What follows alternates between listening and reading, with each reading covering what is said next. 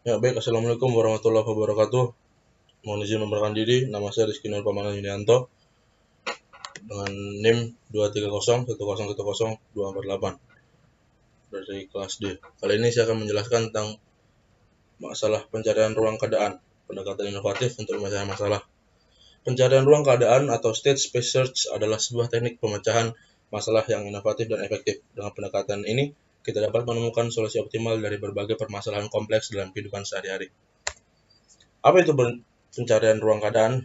Definisinya adalah proses pencarian solusi dari suatu masalah dengan menavigasi melalui ruang keadaan atau state space yang terdiri dari berbagai kemungkinan solusi, dan tujuannya untuk menemukan jalur terbaik atau solusi optimal dari serangkaian kemungkinan solusi yang ada. Aplikasi yang digunakan dalam berbagai bidang seperti perencanaan, penjadwalan, dan optimisasi. Konsep dasar pencarian ruang keadaan yaitu kumpulan dari semua kemungkinan keadaan atau solusi yang ada, keadaan awalnya, titik awal atau kondisi awal dari masalah yang harus diselesaikan, dan keadaan tujuan, yaitu kondisi akhir yang ingin dicapai atau solusi yang diinginkan. Bagaimana pencarian ruang keadaan bekerja? Itu yang pertama adalah eksplorasi ya, atau menjelajahi ruang keadaan dengan mengevaluasi berbagai kemungkinan solusi. Yang kedua, evaluasi, menilai setiap solusi berdasarkan kriteria tertentu untuk menentukan solusi terbaik. Dan yang terakhir yaitu seleksi, memilih solusi terbaik yang memenuhi tujuan dan kendala yang diberikan. Aplikasi pencarian ruang keadaan dalam kehidupan sehari-hari, yaitu mencari rute terbaik untuk mencapai tujuan dengan mempertimbangkan faktor-faktor seperti jarak, waktu, dan lalu lintas. Optimisasi portofolio investasi, mencari kombinasi investasi yang optimal berdasarkan tingkat risiko dan return yang diinginkan. Penjadwalan reproduksi, mengoptimalkan jadwal produksi dengan meminimalkan biaya, waktu, dan sumber daya yang digunakan. Dan terakhir, perencanaan medis, membantu dokter untuk mengambil keputusan perawatan yang terbaik bagi pasien.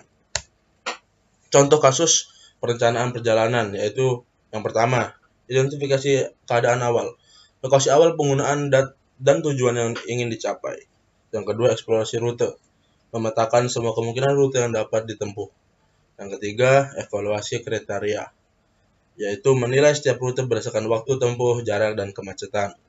Dan empat, penentuan solusi optimal, yaitu memilih rute terbaik yang memiliki preferensi pengguna. Contoh kasus penjadwalan produksi yaitu identifikasi tugas, yaitu menentukan daftar tugas atau proses produksi yang harus diselesaikan. Yang kedua, alokasi waktu, menetapkan waktu yang dibutuhkan untuk menyelesaikan setiap tugas. Dan yang ketiga, assign sumber daya, menugaskan sumber daya yang sesuai seperti dan contohnya mesin, tenaga kerja untuk setiap proses. Dan yang terakhir, optimasi jadwal, menyusun jadwal produksi yang meminimalkan biaya dan waktu.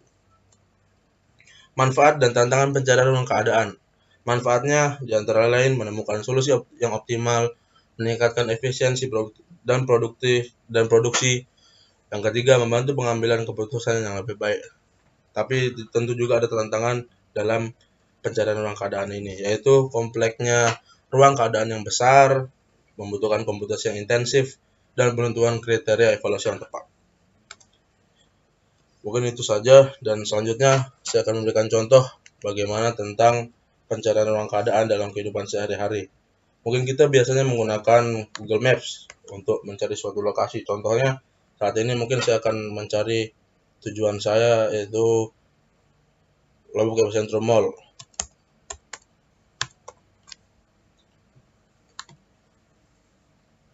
Di sini kita akan ditunjukkan tentang peta lokasi dari Lombok Epicentrum Mall ini. Selanjutnya, dari tempat saya berada atau lokasi saya saat ini, kita bisa menekan pilihan rute, yang mana titik awal saya akan masukkan karena mungkin mohon maaf laptop saya tidak saya lupa mengaktifkan lokasi. Saya akan tulis dari Jalan Udayana.